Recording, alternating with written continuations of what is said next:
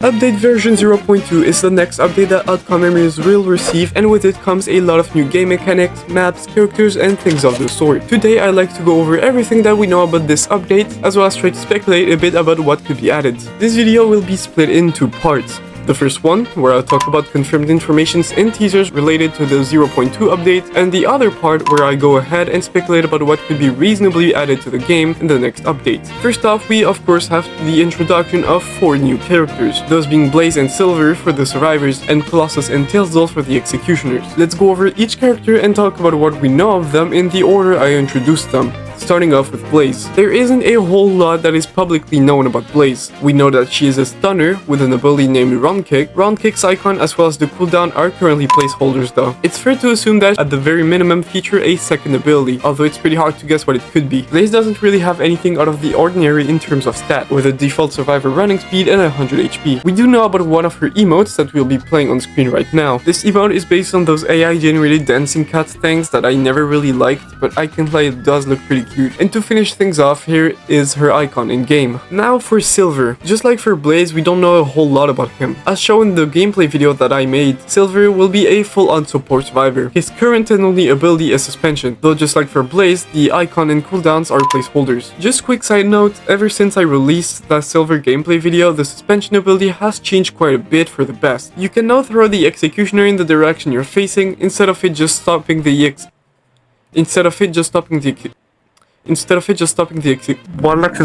You can now throw the executioner in the direction you're facing instead of it just stopping the executioner from moving. I have no idea if this ability will be affected by an executioner's quote-unquote weight, as in how far can Silver push them back. I don't think it's weird for me to assume that this guy is slightly heavier than this one, but I might just be overthinking it though, I don't know. Silver currently has no cosmetics that have been showcased to the public. Hey, just before I go on about the executioners, it'd be really cool if you join my Discord server, liked and subscribe because it rewards me for the work I'm putting into the video. Anyway, time for the executioners. First one on the chopping block being Colossus. Colossus is by far the character that is the closest to being finished. He has a full moveset, an M1 that deals 55 damage, nearly all the necessary animations, emphasis on nearly because he just T-poses when he wins, and is currently being balanced. Colossus is going to be the brute among the executioners. His whole kit revolves around targeting lone survivors. Indicator allowing him to see which character is currently the most vulnerable, Charge allowing him to snatch away one or several survivors, and Grab being his finisher tool since it can take a full HP survivor and still be able to kill them from full. It isn't yet known if executioners will be paid,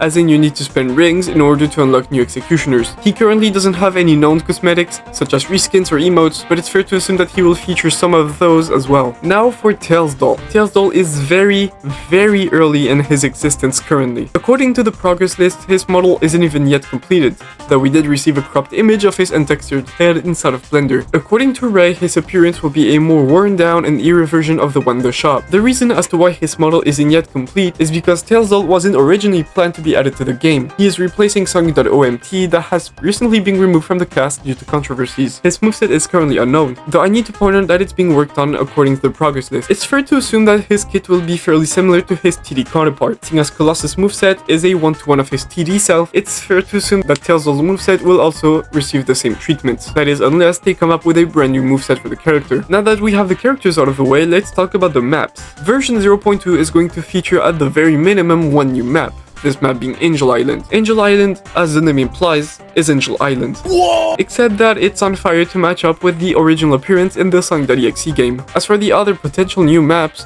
we have Kind and Fair. We know that devs have been working on this map even before the release of version 0.1, and it's fair to assume that this map will be featured in version 0.2, though take this information with a grain of salt since it's only speculation. On the topic of maps, we know that the infamous Not Perfect is going to be completely overhauled in version 0.2, for fairly obvious reasons. The size of the map will be increased to match up with the other maps and will hopefully make it less of a pain to play Sonic on. This is currently all that is known about the maps. Some of the changes that I thought were for version 0.2 have already been published to the game, such as reducing the amount of bouncing balls on the perfect or removing this completely busted camping spot on You Can't Run. This currently is all that we know about maps. To finish off this section of the video, I just wanted to talk about the new game mode that is most likely going to be featured in version 0.2. Juggernaut is going to be a game mode where several executioners attempt to take down Neo Metal Sonic. Neo has 750 hit points with a damage resistance just like Metal Sonic. He does have destructive charge even though it's a slightly different version.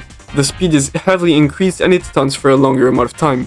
He runs faster than all of the executioners and can use M1 to punch. Now it's time to speculate about the updates. Most of the content of the update is hidden from the public, and to make up for that, let's think about what could be reasonably be featured in the next update. I already speculated about the inclusion of Kite and Fair, so I won't be going over that, though I wouldn't be surprised if some of the maps do end up getting changed a bit. We already have seen New Kent Run get changed to make it more balanced for the executioner. I also like to believe that we are going to see more than one new game mode being added to the game other than Juggernaut. I'm mainly thinking about game modes such as Protect the VIP or Hardcore mode similar to what it was in TD. On the topic of gameplay related things, I really hope that private servers will see some improvements in this update, seeing as the only way to effectively kick someone from your server is to fully restart it. First off, it is inconvenient in any case, and it's even worse when live streaming because it forces you to restart the server every few rounds to give a chance to other people to join up. I'm also expecting a few balance changes to survivors. I think they are all fine as they are, except Tails in LMS. I don't really know what they were thinking, to be honest. Speaking of Tails, I hope he gets fixed in version 0.2. By that I mean that all it takes for Tails to punish you with the laser scan and full stun duration is for him to hit you once. Of course, I can complain without giving solutions. So my proposed solution is just to make the stun time duration depend on how long your laser hit the executioner. The longer the executioner is hit, the longer the stun. This is going to be it for the video. If there is more information regarding the 0.2